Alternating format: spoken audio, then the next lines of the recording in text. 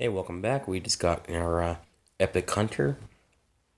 You may or may not get the same class I got or the same, rarity. So, but we'll hit that as it comes. Okay, we got new achievements here. Kill 50 walkers, we'll take it. Completed episode 1, we'll take it. There we go. So what we want to do also first is train our hunter up to the highest level. So we can click on our little icon there. And, oh, she's already level 2. So there we go. But now that we have 6 radios, that's going to be our next thing, is building the radio tent so that we can call for more hunters, because we want the hunters right now. They're going to be key, because you can get, 5 or 6 kills at a time versus 1 at a time, and at range, which is very important. So what we need to do is get some extra tomatoes going, so that way we can build, because as you see, it takes 300 for the radio tower, which is what we're going to need to call the hunter, and we're going to need the workshop to improve their weapons, the supply storage to actually get some bulk tomatoes coming in and hold them, and the tents for extra EXP to upgrade both our survivors and their gear. So, lots to do. We click on the campfire, the eye there, the exclamation point, and this is your assault here, so that's why you didn't get the assault, but you got the hunter class already.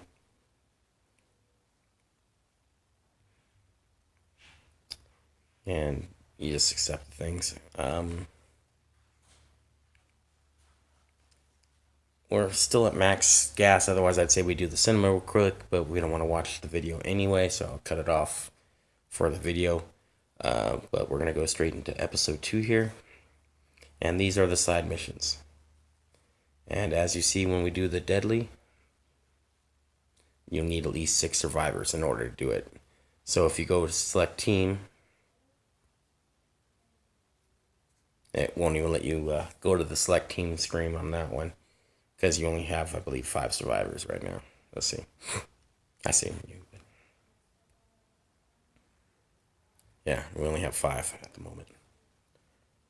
And of course we went on. I'm not sure which one I click, but so right now everybody's level 2. It's all good. We got. Let me close this off. That was for the mission reward. So what we're gonna do is do a few of these missions. Then I'll give you some time to get some extra EXP and tomatoes by doing the other runs. You just want to start building up your camp and your characters as fast as possible, and that's going to be one way to do it. So we're just going to do the first mission, and then I'll let you guys do some homework and do the other missions. You don't necessarily need me to see that. I'll probably do a couple just to show you, but and how to do the farming if you want to farm. But there will be missions down the road where that'll be a lot more important. So, like I said, let's get into it real quick as fast as possible. Let you guys run free a little bit and just check back when you want to. And of course, you don't have to watch all the videos. You could have skipped the intro parts if you wanted to. So I'll be rehashing everything as we go through it. And as you see, with the hunter, they're very powerful for clearing out large spaces. The red glowing box there is a trap box, as you remember. You have the back of the car. A lot of times will be glowing silver for a chest, like the chest on the other side of the car here. And the red glowing trunk, like I say, the they're traps. They'll release zombies when you pop them. So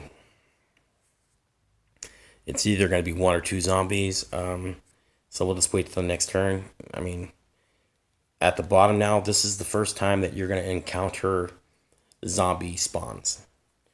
You do not get extra zombies when your melee kills the zombies, but when your range do, you'll see that the amount of zombies on the bottom here in 3 turns will increase. So I'm going to do that with Dawn right now. I'm going to take a shot at the top 3 people. Let's get up there a little bit. And it'll automatically do it. I might hit 2 or 3. Let's see. I'll go with that one. That's only going to be 2. But you'll see each shot increased it by 1. So it doesn't matter if you shoot 6 zombies, it'll increase it 1. Shoot 1 zombie, it'll increase it 1. And I'm going to go ahead and, oops, I'm not going to use Joel. I'm going to use Tim to open the chest. Yeah, see, the 1 zombie appears at the bottom, so that's why I was going to use Joel to come down and get him. And you'll notice when Joel kills a zombie, no extra threat at the bottom. So no extra spawn. So again, we'll use Dawn to clear out a couple down here. You just got to get the best angle you can to get as many zombies at once. Let's see. We'll open the chest, and we'll just put him in Overwatch over here. If I can. Game's acting a little sluggish. There we go. We'll end turn.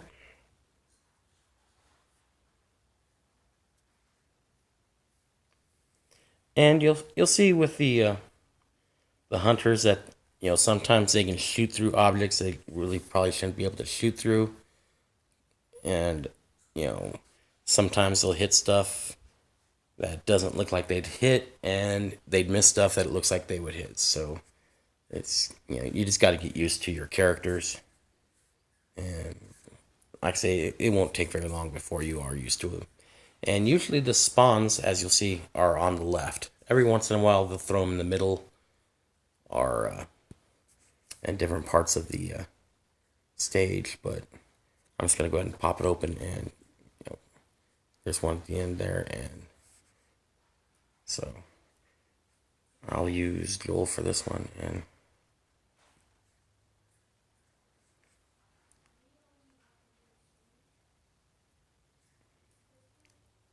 but like I say, with the hunters, it makes it a lot easier to control, the spawn on the screen because they got it from range. So, as you'll see here in a second.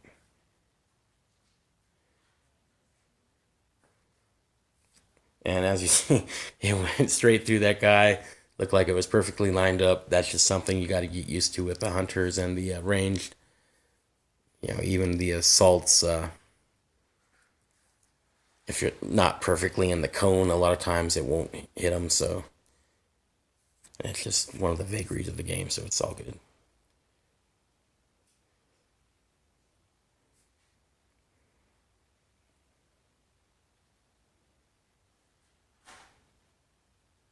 And I'm going to let's go through both of them. I was going to try to leave the other one for Joel, but you can still reach for that one, so that's fine. And again, like I say, when we opened up the last box, the last lock appeared. So we can go to the exit here. Oops, I went too far. I have to go back. And that's some of the things on some of the levels too. You got to watch where your exit is, because like I say, like that one, I went over it. And sometimes that can be a pain if you're trying to run from the zombies on very high levels and stuff. But again, like I say, you get used to it. The magnetics help a little bit, but sometimes they're a little more of a pain. So, but like I say, once you start playing the game a lot more, you'll get a lot more used to it. And like I say, for farming, you could keep going and letting the zombies spawn and keep killing them until you get up to a high enough level that they're too strong. Then you run for the exit. especially on a level like this where they'll spawn on the left. So, but like I say, you'll have time for that later on when we go in more into farming on different levels.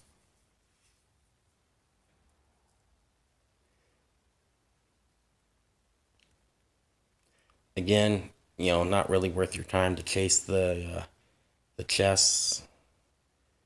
Like I say, especially with getting that much gas already. So I don't waste the videos on lower level things. You'll want to use the videos for trying to get chests later on deadlies, and maybe for your tomato runs if you have a lot of the tickets on the side for those runs. And so we're going to end it on this one, and we'll start the next. Oops, go back to camp here real quick. And we'll start the next video. Just collect your tomatoes. Always collect the tomatoes. And if you see your walkers on the wall, pop them real quick. We'll go ahead and collect the next, since you take no injury. Yeah, we'll go ahead and collect that also real quick. So if your quests don't match up with mine, that's fine too. Just, we're not trying to get anything too fast. There's a new weapon. We'll go into that more next time because we have to be level 3. There's our walker. We'll collect it. So I will catch you on the next episode. Thank you for watching.